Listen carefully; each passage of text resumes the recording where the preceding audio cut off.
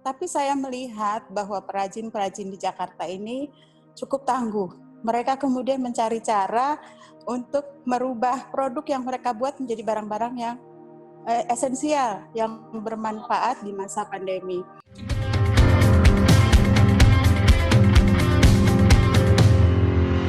Let's talk.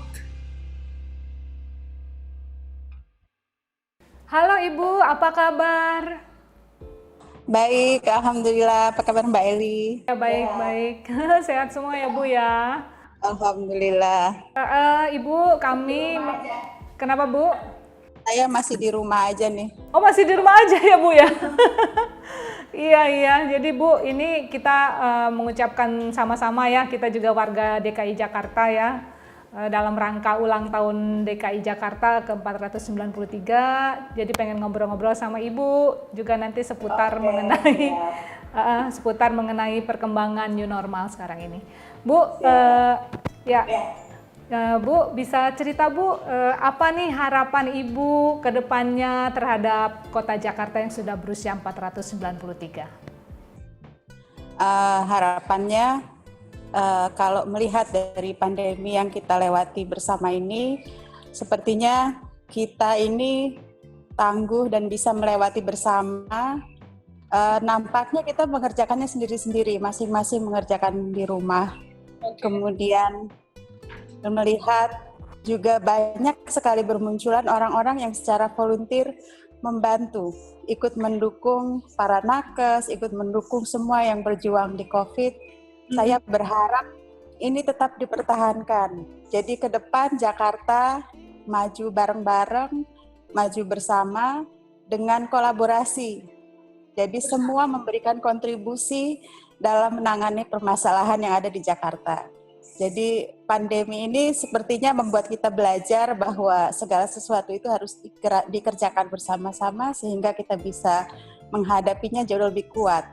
Benar-benar Bu ya, memang memang dengan bersama-sama kita jadi semakin bisa saling menguatkan, mengingatkan seperti Ibu ya. Seperti itu ya Bu.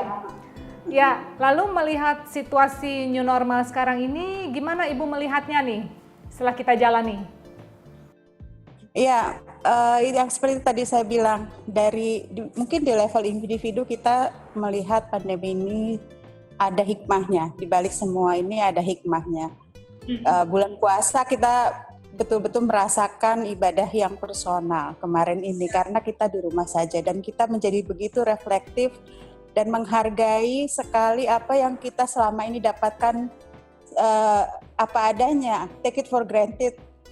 Biasa salaman, biasa pelukan, yang kemudian sekarang hanya dengan sapa salam saja. Ada hikmah-hikmah yang kemudian kita mensyukuri banyak hal dan menikmati kebersamaan keluarga. Kemudian di level kota, kita melihat bahwa dulu kita melihat Jakarta itu sebagai kota yang penuh kesibukan, kemudian yang ramai, yang penuh masalah, yang selalu kita bahas adalah permasalahan. Tapi kemarin dengan adanya pandemi, kita banyak melihat orang-orang yang mau bergerak, mengambil tanggung jawab untuk menyelesaikan permasalahan. Dan ini saya berharap ke depannya menjadi hal yang menjadi kebiasaan kita, bahwa Jakarta tuh bisa, Jakarta itu ternyata banyak sekali orang baik, Jakarta itu banyak orang yang mau mengambil tanggung jawab dalam menyelesaikan masalah. Dan itu membuat kita menjadi lebih optimis melihat ke depan, begitu. Iya Ibu. Lalu melihat perekonomian roda sudah mulai berjalan ya Bu ya. Di tengah situasi yang sulit seperti ini, Ibu sebagai Ketua Dekranasda DKI kan banyak produk-produk ya yang sebenarnya kita bisa bantu di sini ya Bu ya. Program apa saja yang diharapkan Ibu supaya pada laris nih barang-barangnya? Iya, memang pandemi menghantam banyak sektor, dari mulai ekonomi segala, banyak yang kehilangan pekerjaan, bahkan daya beli masyarakat pun berkurang.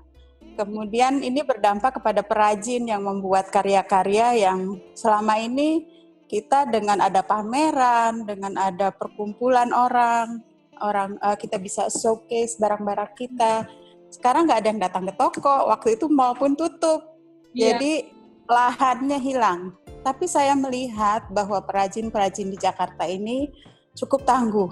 Mereka kemudian mencari cara untuk merubah produk yang mereka buat menjadi barang-barang yang esensial, yang bermanfaat di masa pandemi. Ada beberapa yang mereka kemudian beralih putar setir gitu. Semua melakukan penyesuaian untuk melewati masa pandemi ini. Walau mungkin tidak mendapat keuntungan besar, tapi mereka terus berputar, mereka terus bergerak, berkarya. Bahkan kalau saya bilang mereka ini penghubung tradisi kan. Mereka membuat masker dengan ikon-ikon Jakarta. Mereka tetap mempertahankan esensi kebudayaan Betawinya,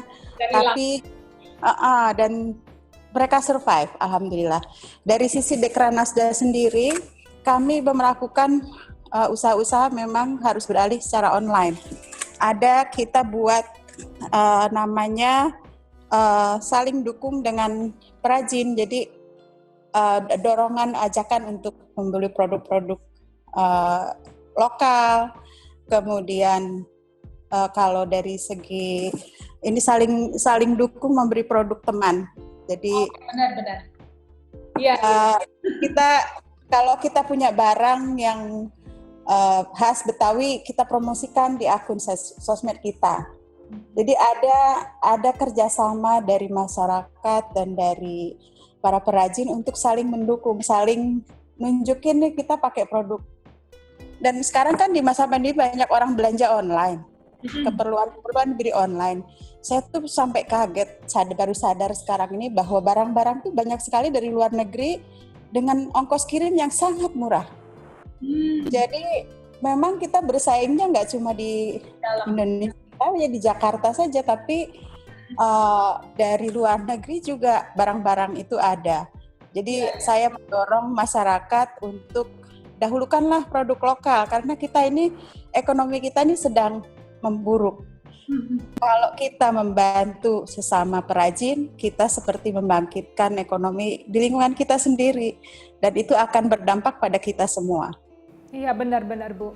Jadi saling kebutuhan sesama pengusaha atau UKM, lalu saling tukar barang, kemudian saling mempromosikan, seperti itu ya Bu ya.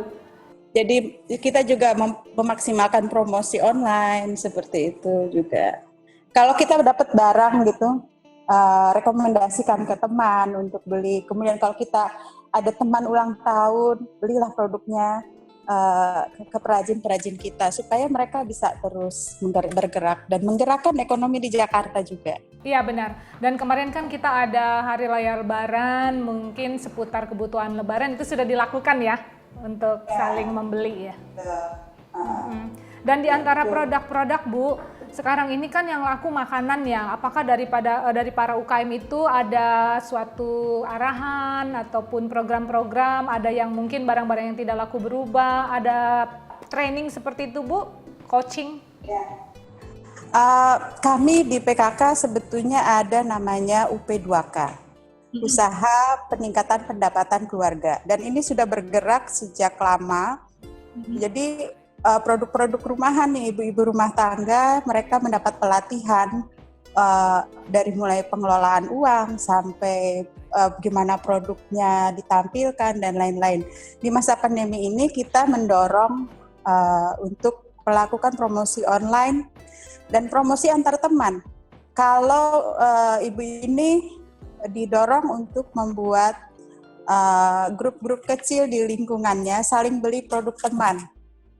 Jadi bulan puasa ini kan kemarin ada yang mau beli kering-keringan buat sahur, itu ada beli dari teman tetangga misalnya, dari grup-grup kecil yang saling mendukung.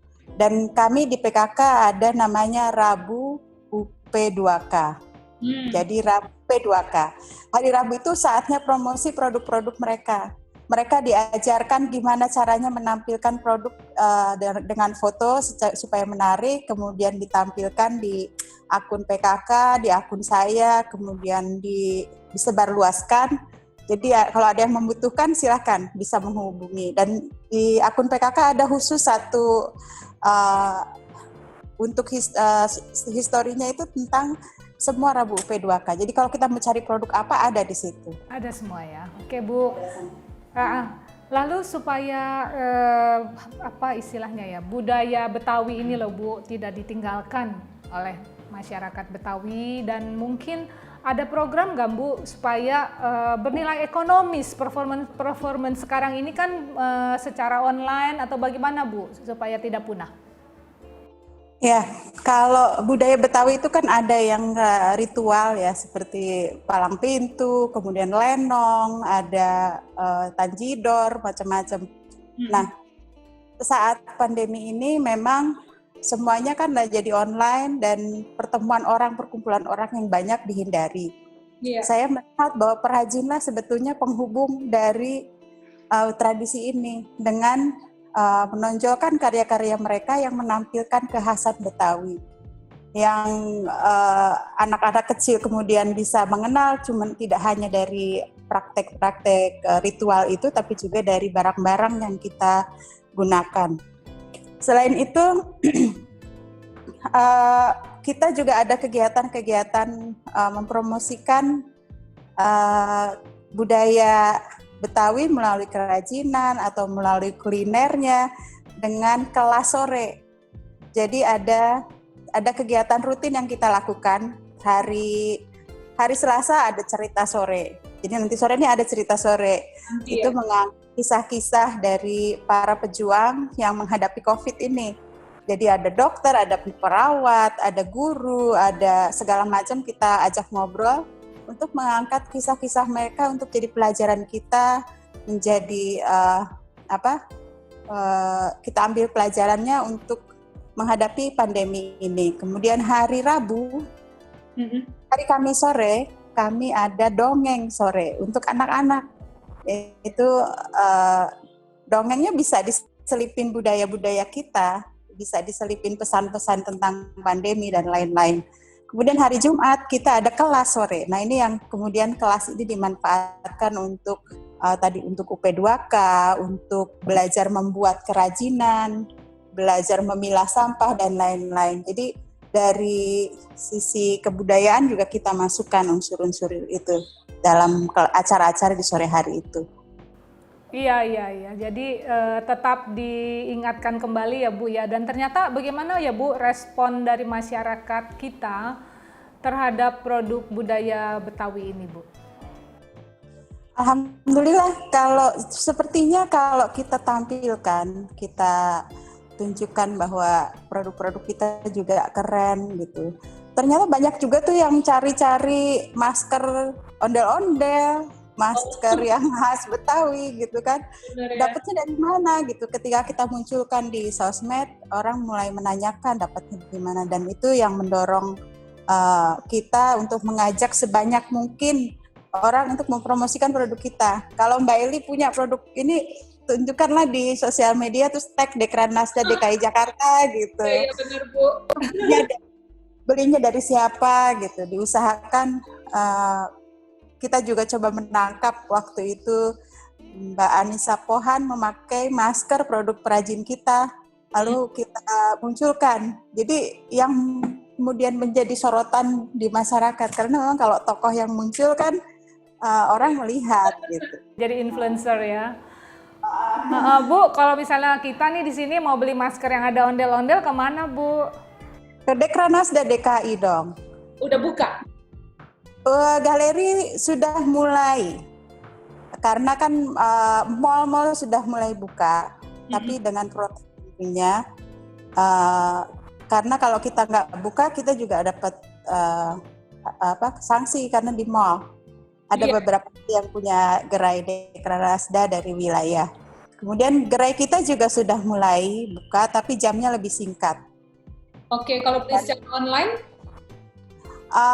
Online lebih ke pengrajinnya langsung. Kami belum ada platform online untuk penjualan barang-barang di Dekranasda, tapi kami mendorong para perajin untuk bisa melakukannya sendiri di platform yang sudah ada. Iya. Kan Ya, sekarang ada ini kan, ada Jakarta Great Sale tapi online Jakarta Great Sale gitu. Kalau dulu kan Jakarta Great Sale itu kita datang secara fisik ke mall, tapi sekarang lebih ke kegiatan online. Dan para perajin juga ikut ya, semoga tetap semangat dan nanti juga barang-barangnya secara berkala dilakukan tren-tren setelah Lebaran, mungkin ada lain sesuai kebutuhan ya Bu ya, dan kita semua sama-sama. Kita nih nggak berhenti loh ininya perayaannya dari mulai Januari sampai Desember itu banyak sekali. Baru selesai tahun baru Cina, kemudian ada puasa, ada Lebaran, nanti nggak lama lagi Lebaran Kurban, kemudian perayaan lain, nggak ada hentinya gitu. Nah, perajin mungkin harus memanfaatkan waktu-waktu ini untuk menggencarkan produknya. Iya Bu. Lalu dari sisi sebagai Ketua Yayasan Kanker Indonesia DKI Jakarta Bu, di tengah COVID-19 yang belum selesai ini, apa program yang dilakukan Bu agar tetap fit dan sehat? Yayasan Kanker itu kan memang misinya adalah Jakarta Sadar Kanker. Jadi selama pandemi kami lebih menekankan pada edukasi tentang kanker melalui media sosial, melalui website dan lain-lain. Kemudian kami juga di YKI ada pelayanan klinik untuk pasien kanker dan ada pelayanan paliatif. Jadi ada kader-kader kita yang keliling ke rumah-rumah untuk mengobati, membantu, mendampingi pasien kanker yang sudah pada stadium akhir. Namun pada masa pandemi ini kita lebih mendorong dengan mengontrolnya itu mengawasi pasien ini melalui WA, melalui teknologi dan lain-lain. Dan bila ada masalah baru kita laporkan ke puskesmas. Mengapa demikian? Karena memang pasien-pasien ini adalah beresiko tinggi bila terkena COVID. Jadi kader sendiri dianjurkan untuk tidak bertemu langsung dengan pasien. Pasien hanya dihubungkan dengan puskesmas. Tapi pemantauan kami terus berjalan dan obat-obatan yang ada di YKI juga tetap bisa tersedia dan tentunya dengan konsultasi bersama dokter-dokter di puskesmas. Ya. Iya. Dari pasien kanker sendiri yang terkena COVID, apakah ada Bu selama ini? Kami tidak memantau itu karena itu di luar wewenang kami. Kami hanya melayani pemeliharaan kesehatan para pasien kanker yang di rumah yang sudah stadium akhir. Dan memang kita melatih keluarganya juga untuk bisa merawat keluarga yang sakit tersebut. Lalu Bu, ini kan banyak di masa new normal ini pasar tradisional itu dempet-dempet ya, dan mereka kalau dikasih disuruh rapid test bilangnya bukan hanya takut sih Bu, mereka bilangnya telat, kita mau dagang nanti nggak ada uang gitu. Terus gimana tuh Bu dari ibu-ibu yang tergabung di PKK? Kalau di pasar kayaknya pemerintah sendiri punya kebijakan ganjil genap ya. Jadi yang berjualan kiosnya satu isi satu kosong gitu. Terkait dengan tes, saya mendorong kader PKK untuk melakukan tes yang dari kalkulator COVID yang dari Jaki, aplikasi Jaki. Oh, Jaki ya. Nah itu diminta, mereka itu sebetulnya kan khawatir juga kalau sampai harus dites gimana. Saya bilang coba aja dijawab pertanyaan itu dan nanti saya kira Dinas Kesehatan juga sudah melakukannya, apa istilahnya active case finding ya. Jadi secara aktif mencari kasus-kasus di masyarakat baik di pasar maupun di rumah-rumah. Dan dari PKK sendiri kami mendorong kader agar mengajak warga untuk mengikuti mengisi kalkulator COVID dari aplikasi Jaki yang disiapkan oleh Jakarta Smart City. Iya Bu. Iya. Lalu kan sekarang juga udah ada jalur sepeda ya Bu. Saya lihat orang-orang rajin nih bersepeda, dan supaya warga Jakarta tetap sehat, bagaimana himbauan Ibu nih? Iya. Kita ini selama pandemi kan merasakan sekali bahwa udara terasa lebih segar, langit lebih biru, kemudian jalanan lebih lengang, dan ini juga berdampak kepada udara kita yang jauh lebih bersih. Rasanya kalau kita mau kembali ke normal, usahakanlah kita menjadi orang yang lebih sadar lingkungan dengan hanya menggunakan public transportation atau menggunakan sepeda. Itu yang jadi sayang ini udah bersih, masa mau kita kotorin lagi dengan semua berbondong-bondong pakai mobil pribadi gitu. Jadi jadilah warga yang sekarang mulai saat ini lebih mindful, artinya secara sadar melakukan aksi-aksi yang memang ramah lingkungan. Dalam memilah sampah, dalam menggunakan sampah, kalau bisa jangan menggunakan plastik semakin banyak gitu. Kantong plastik juga kita kan sudah mulai dibatasi oleh pemerintah, jadi bawalah kantong belanja sendiri. Dan pandemi ini kan belum selesai. Kita masih belum sepenuhnya aman dari COVID-19. Jadi selagi kita masih bisa di rumah saja, usahakan di rumah saja. Tapi kalaupun kita terpaksa harus keluar rumah, maka yang tadi itu mindful, sadar akan dampak terhadap lingkungan dari apa yang kita kerjakan, gunakan protokol kesehatan secara ketat dan disiplin, kemudian juga rajin cuci tangan, memakai masker, jaga jarak, dan lain-lain. Dan jangan lupa bahwa yang kita lakukan itu bukan hanya melindungi diri kita, tapi juga melindungi orang-orang yang kita cintai, melindungi keluarga kita, dan tentunya lingkungan sekitar kita. Kalau semua sadar bahwa kita harus menjaga dari virus ini, yaitu takut menulari atau kemudian takut tertulari, maka dengan sendirinya insya Allah COVID akan hilang. Dan kita harus bergerak bersama-sama, harus kompak, harus tidak selfish, tidak memikirkan diri sendiri. Ya Ibu, terima kasih banyak atas sharingnya siang hari ini. Terima kasih. Semoga warga Jakarta tetap semangat untuk Amin, insya Allah. Dan mudah-mudahan masih terus bisa berkolaborasi menghadapi permasalahan bersama-sama dan Jakarta jadi semakin tangguh, insya Allah. Oke Ibu, sampai jumpa Ibu, terima kasih.